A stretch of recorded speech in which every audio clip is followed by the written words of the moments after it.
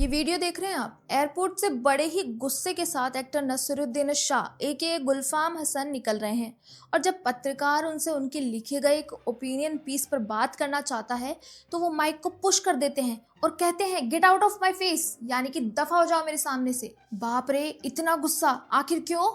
क्योंकि एक यूनिवर्सिटी ने आपको दिया हुआ इनविटेशन वापस ले लिया, या इसलिए क्योंकि यूनिवर्सिटी ने आपको बोलने नहीं दिया? दोस्तों, ये सारे ही रीजन सच हो सकते हैं।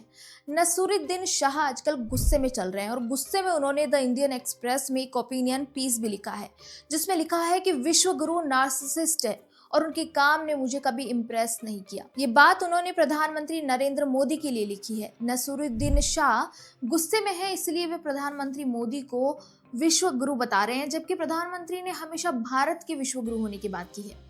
उन्होंने आगे लिखा कि ये वो देश नहीं जिसमें वे बड़े हुए थे और ये कि ये नफरत कितने दिन चलेगी। और ये सब उन्होंने लिखा क्यों है? क्योंकि नसीरुद्दीन शाह को फरवरी में मुंबई की एक यूनिवर्सिटी के उर्दू विभाग ने जश्न उर्दू में उन्हें बोलने नहीं दिया था और कथित तौर पर ये उनके देश विरोधी बयानों के चलते हुआ। इसके बाद कैंसिल हुए प्रोग्राम का ठीकरा वे प्रधानमंत्री मोदी पर फोड़ते हुए लिखते हैं कि उन्हें प्रधानमंत्री मोदी का घमंड यानी कि नार्सिसिज्म पसंद नहीं और पिछले 10 सालों में उनकी कोई काम उन्हें इम्प्रेस नहीं किया।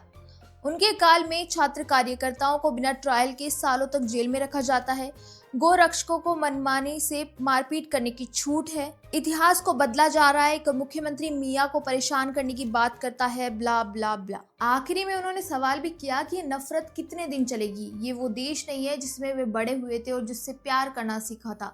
नफरत 2 मिनट की नहीं 24 घंटे की हो गई है। नसीरुद्दीन शाह असली नार्सिसिस्ट क्या होता है मैं आपको बताती हूँ। नार्सिसिस्ट वो एक्टर होता है जो अपने से सीनियर स्टार्स को रेटिंग देता फिरता है और बताता है कि वो उनसे कितना बेटर है।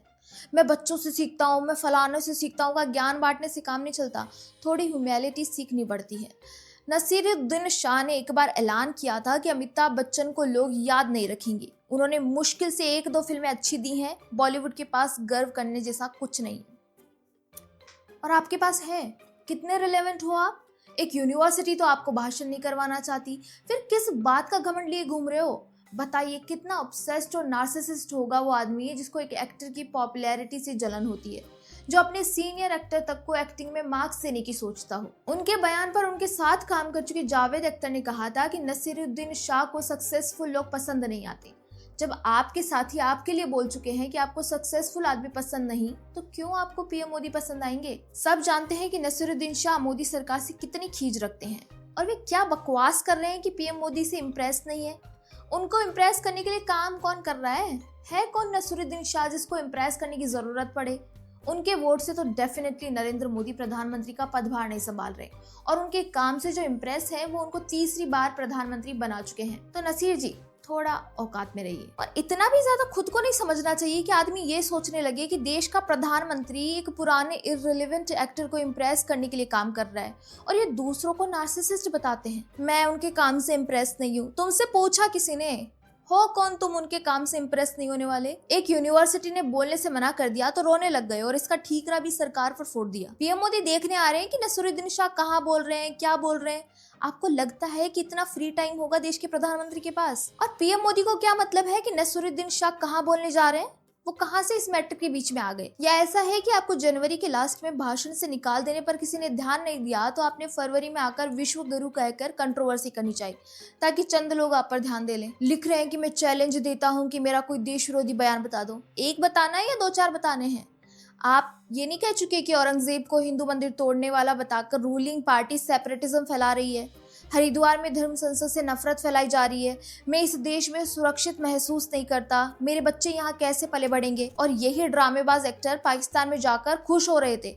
वहां जाकर बोल रहे थे कि ऐसा महसूस होता है कि मैं घर लौट आया हूँ।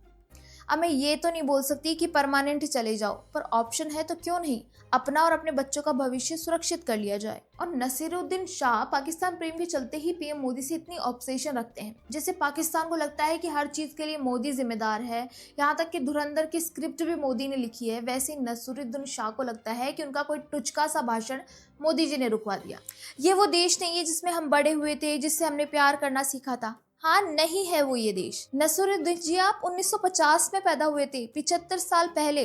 75 साल में देश बहुत बदल गया है। जब आप बड़े हो रहे थे तो आपने मुख्य रूप से कांग्रेस सरकारें देखी हैं, जिसमें भुखमरी थी, आर्थिक संकट था, भ्रष्टाचार थे, दंगे हो रहे थे और कोई कुछ बोल दे तो उन पर कानूनी पाबंदियां लग जाती थी। आपने तो इमरजेंसी का समय भी देखा है जब लोकतंत्र ही खत्म कर दिया गया था।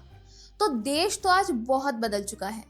तेजी से दौड़ती अर्थव्यवस्था है, नए स्टार्टअप्स खुल रहे हैं, सिनेमा मावल्स बन रहे हैं, स्थायी सरकार है और तो और प्रधानमंत्री को कोसने की भरपूर आजादी भी है। यहाँ तक कि अपना पर्सनल इवेंट कैंसिल होने का ठीकरा भी लोग प्रधानमंत्री पर डाल देते हैं। मुझे तो लगता है कि शाह से लेकर उनके साथी अकेले में डोपामाइन के लिए मोदी नाइट्स ऑर्गेनाइज करते होंगे और आपस में बताते होंगे कि कैसे उनको मोदी की वजह से फिल्म नहीं मिल रही, गाने नहीं मिल रहे, खाना नहीं मिल रहा, सांस नहीं आ रही। पहले खुद देश विरोधी बयान दो, सरकार को कोसो और फिर लोग आपसे दूरी बनाने लगे तो इसका ठीकरा पीएम मोदी पर डाल दो। ये बढ़िया है। आपको पीएम मोदी ने कहा था आकर कि अपने देश के बारे में उल्टा सीधा बोले। उन्होंने कहा था कि देश विरोधी ताकतों के साथ खड़े हो जाओ, पाकिस्तान से प्रेम करो। नहीं ना, अब बच्चे तो होने की हर चीज सिखाई जाए।